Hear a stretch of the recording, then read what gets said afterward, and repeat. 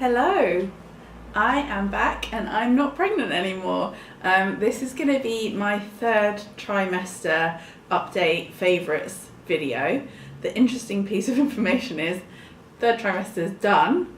Baby came early, so I only got 2 months of the third trimester, and the baby is now 3 months old. So I'm sorry if you have been watching and there's been a huge gap, but I've been kind of busy with the baby, so I didn't get to do the third trimester video or what's in my hospital bag and all of those things. And I put a bit of a poll out there on Insta, and people generally wanted me to still do all of that stuff that I would have done if I'd still been pregnant now. So this video is going to be my third trimester update. Probably that's going to be the only one that's kind of like a backlog one. Next Monday I'm going to do the birth story, and then after that I'll be doing like my breastfeeding story and things like that, and meeting the baby. So that's all really exciting. But yeah, I am back and I'm going to talk to you about the third trimester, and yeah, we'll catch up. So I need to not be too tempted to tell you all about the birth and everything. So wait for that and let me just talk to you about the third trimester, so that we've not skipped it. And I feel like particularly with hypnobirthing and stuff, there's stuff that I want to tell you about that I found really helpful. But starting with clothing, let's go superficial first. I think I mentioned in the second trimester video that I was living in my ASOS dungarees and skinny jeans that were under the bump stretchy ones, which I was still wearing loads in my third trimester. I wasn't able to wear my toast ones that were like slouchy and stretchy around the waist, although they have been perfect for once you're back from the hospital and you're not quite fitting your old clothes again, because they are my old clothes. It's just that they're comfy, so they fit. But anyway, what I realised I needed more of is I was wearing just my normal t-shirts, and although quite a lot of them were baggy enough, they became too short because of the bump sticking out, so I needed some longer line tees. One of the ones that I had that was still working and isn't maternity is this one from Urban Outfitters, ABCDEFEMME, which I wore loads because it's really, really long. I'm actually now going to get this cropped at the dry cleaners. There's a really good dry cleaners just down the road from us that has a tailor. So I'm going to have that cut off now because it's actually a bit unflattering that it's far too long for me now. But that was really, really good. And then I did spend a bit of money. I mean, most of the time in my pregnancy, I was trying to limit buying any maternity wear. So I didn't do much maternity wear at all. But as I say, long line tees were necessary, and I went to New Look Maternity. I love a Breton, as you know, and bought this in blue and in red. So I was kind of wearing these with jeans and under my dungarees. But yeah, as I say, just the fact that they were longer line, there's nothing ruched about them. I find maternity tops really annoying when they have like a ruching here, so that it's like a load of extra fabric around the bump. I don't like that. So it was quite hard work finding something that didn't do that. This is basically just a big stretchy t-shirt, so I could totally wear these now. And again, they were really good for in the hospital once the baby was born. So yeah, New Look Maternity I would recommend, and really reasonably priced, which was a winner. As I said, I became more limited in the trouser department because of the fact that my toast ones didn't fit anymore, and I just wanted to be super comfy. So it started getting a bit that I didn't really want to wear jeans all of the time. There were some days where I was going into work and I knew I wouldn't have any meetings or anything, and I could just be really comfy. So I got these from ASOS. They're not maternity, again, they're just really, really soft. Sorry, you can see that they're covered in maple fur. They're really soft, thin, kind of like harem-y jogging bottoms with a drawstring, and I would just wear these under the bump. They were really comfy, but because they're black and they're kind of quite a nice harem fit, you could sort of get away with wearing them and them not looking too sort of slouchy. So they were quite good. And then the other thing that I did when I was needing to not be slouchy was dresses. I just got to a stage that dresses worked really well, because it's just, I got some really nice, I'll link them up from ASOS if I can find them. I got some polka dot maternity tights. Sorry, I've got something in my eye. I've got like a hair in my eye. And they were polka dot in that they were I'm actually going to have to sort my eye out. I'll see you in a second. Sorry about that. Yeah, so dresses, again, not specifically maternity. Oh, I was telling you about tights. The ASOS maternity tights, cheap as chips. They were really sheer, but had like dark, like black, just thicker bits of tights, polka dots all over them. They were really, really cute. Started kind of laddering relatively quickly, so I only had them for like the last month or two, and I wouldn't be able to bring them back for another maternity, I don't think, but they were like £8 or something, and they just made me feel like I looked really nice, which is a winner when you're pregnant and wearing big sacks. So I mentioned to you costs before, but they are fantastic for big sacky dresses that are really cool and nice, that aren't maternity specific, so not a waste of money. I'm gonna come a bit further back, but I will either, I don't really know how to, but I will either insert clips of me wearing these, or I'll add them in the blog post. But this is a shirt dress with big kind of pockets here, and it's just really nice and wide, so I fitted into it, but it still felt smart and nice. So I wore that loads. It started getting quite cold towards the end of my pregnancy, because it was obviously the winter. So I was wearing a toast big cardigan jacket that layered really nicely on them, which I don't have here with me because it's at work, but I will link up to that if they're still doing it, or insert some clips of me wearing it. This is another COS dress, which is just a black short sleeve one that I have worn loads before being pregnant. That one the shirt one I actually bought knowing I was pregnant before I needed space, and I've worn them both after being pregnant as well. This one's just a really nice, long, comfy, loads of room for the bump. To the point that even when I was like 8 months pregnant, I didn't feel that big wearing these. It just kind of hung really nicely over. So they were really nice. So that's that on clothing, really. Those were my options. So other things to talk about. As I mentioned, I only got to 8 months pregnant because the baby came early, so I can't really talk to people's feelings of getting to that point where they were just enormous and really grumpy and were like, get this baby out of me. I never really got to that point. I was quite comfortable. I mentioned in my second trimester video that I was having problems sleeping. I actually found the third trimester much easier for sleeping. I had to stop lying on my side. I had been lying on my back, which loads of people are like, oh no, you mustn't lie on your back. It's awful for the baby, and your organs are going to crush the baby. It's all going to go wrong. I talked to a couple of people about it because my whole thing through my pregnancy was sort of knowing my body and just going with my intuition rather than worrying too much about random things like that, because it seemed a lot of it was this like cookie cutter one size fits all thing, which obviously is ludicrous because everyone's completely different and their bodies work differently, everyone's different shapes and sizes, and also you need to just do what works for you when you're pregnant, because some of it is a bit of a struggle and you're sort of getting ready for your life to completely change. So going with what feels right for you is my biggest piece of advice. But I had spoken to a few people, particularly like yoga teachers and stuff, and I was like, I'm still lying on my back. Is that the end of the world? And they were like, it's a really rare thing, but some people will wake up in the night and they almost can't breathe because their lungs have been crushed and the baby's it's not great to do it. If you are that person who wakes up not being able to breathe, your body will tell you if you shouldn't be lying on your back, if you see what I mean. It's not, I saw in these forums, you know, women saying, oh my goodness, I went to sleep on my side and I woke up on my back and I might have hurt my baby. My experience in talking to people sensibly about this, obviously I am not an expert and I am not a medical person. Please don't take my word for it. Do your own research and do what feels right for you. But my experience was I was perfectly comfortable lying on my back. And if I'd woken up in the night not being able to breathe, I would have known not to lie on my back. That was my experience.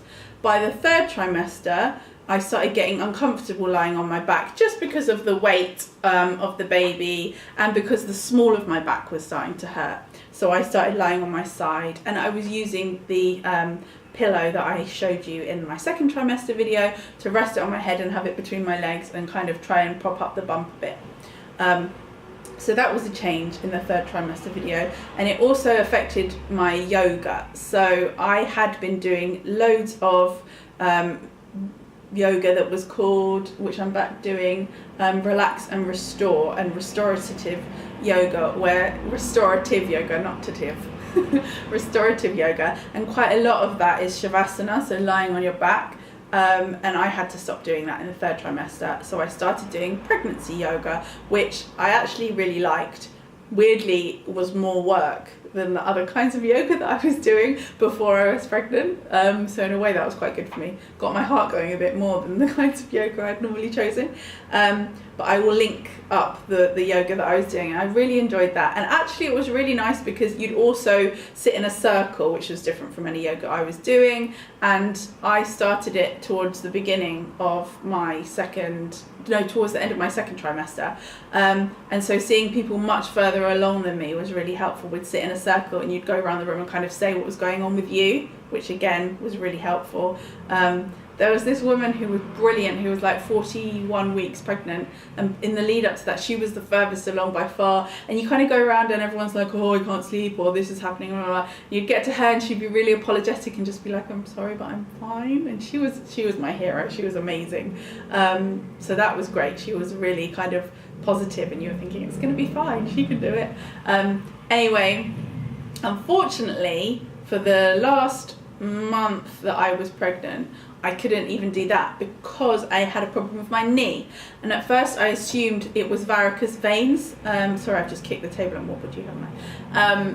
I assumed it was varicose veins because it was quite painful and a bit inflamed, and I was sort of waiting to visibly see the varicose veins, like the blue lines coming through, and it never did. I learnt later that it was actually just relaxing in my joints, kind of preparing my body for the baby to come through, because obviously your pelvis needs to relax so that the baby can come down the birth canal and everything kind of shifts and moves, but there's not really a way of your body doing that and only doing it for the joints that it needs. So my other joints got a little bit screwed, so my knees were quite bad towards the end, and I couldn't do any yoga where I was kneeling, and almost all of the classes you end up kneeling, so stopped doing yoga towards the end, which was a bit of a shame, but I did find it really helpful at the beginning.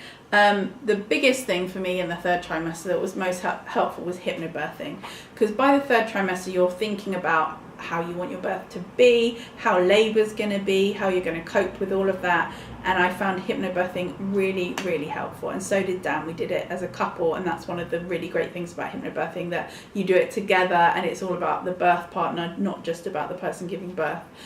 We did it in Hackney with a woman called Katrina Berry, who I would really recommend, so I'll link all of that up below.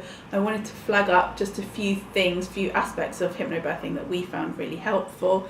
The first one really for me, because it's just my kind of personality, I felt for the first time I was in a situation where really knowing myself and my body and my preferences wasn't annoying.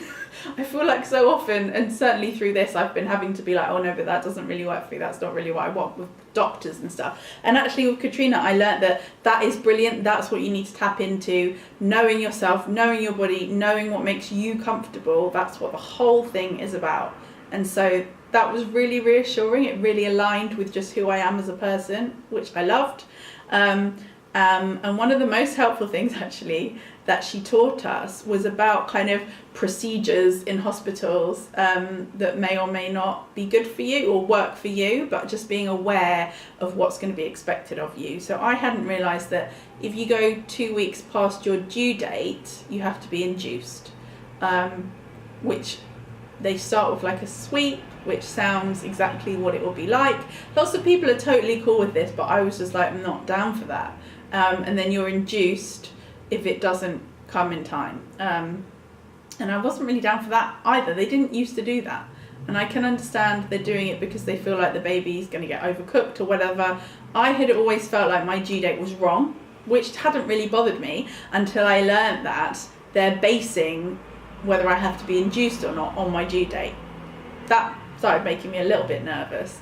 But there are things like dilation that they check, and so in order for you to be able to be taken into the ward or birthing centre or wherever you want to go, you have to be a certain number of centimetres, and they do a cervical check for that. And I just felt like I really wasn't comfortable with those exams. I didn't want to have that. And I think really to get in, it's almost like to get through the door, you have to have the first one. But after that, you can refuse them. Katrina taught us quite a lot about the fact that often you are at home and you decide it's time to go to the hospital. There's lots about how you work that out, which was really helpful. But that you can get there and you're suddenly in a space with bright lights and strangers, and your dilation doesn't just go in one direction. It might reduce down again. So some people have an experience of being checked, and the check actually will make them go smaller again and be fewer centimetres.